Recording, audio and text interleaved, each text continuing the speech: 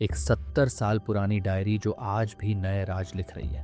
अगर तुम्हें एक ऐसी डायरी मिले जो अपने आप लिखती हो, जो तुम्हारी हर बात जानती हो, तो तुम क्या करोगे? रोहन एक लाइब्रेरी में गया। लाइब्रेरी अंधेरी और शांत थी।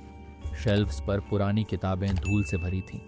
हवा में एक अजीब सी ठंडक थी। तभी उसकी नज़र एक पुरानी जर्दी हुई डायरी पर पड़ी।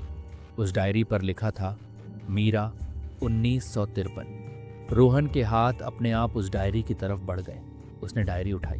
कवर ठंडा था, जैसे अभी किसी ने उसे छुआ हो। उसने पहला पन्ना खोला। अंदर धुंधले अक्षरों में लिखा था, अगर तुमने इसे पढ़ना शुरू किया है तो अब तुम्हें इसे पूरा पढ़ना ही होगा। रोहन का दिल जोर से धड़कने लगा, लेकिन उसने पढ़ना जारी रखा।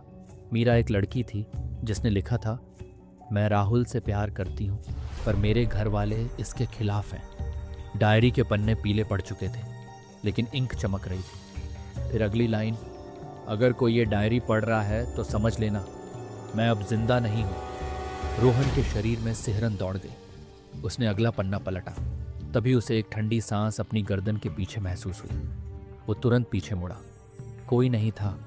लाइब्रेरी पूरी तरह सुनसान थी, लेकिन अब डायरी के पन्ने खुद से पलट रहे थे। आखिरी पन्ने पर आज की तारीख लिखी थी और नीचे लिखा था, रोहन, तुम इस वक्त लाइब्रेरी के कोने में डायरी पढ़ रहे हो ना?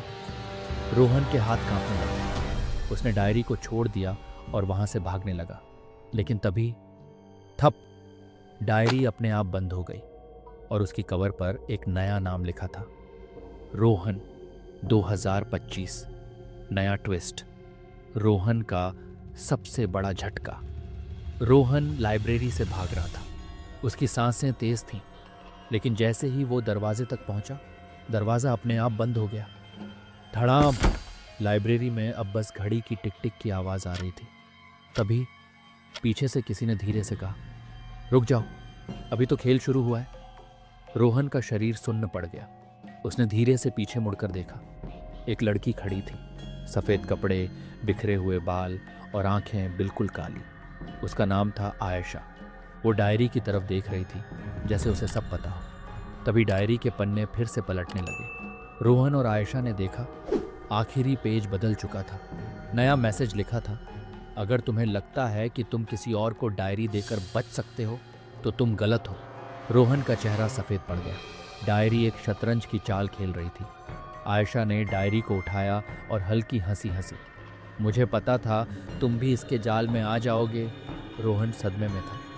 क्या मतलब? तुम डायरी को पहले से जानती थी?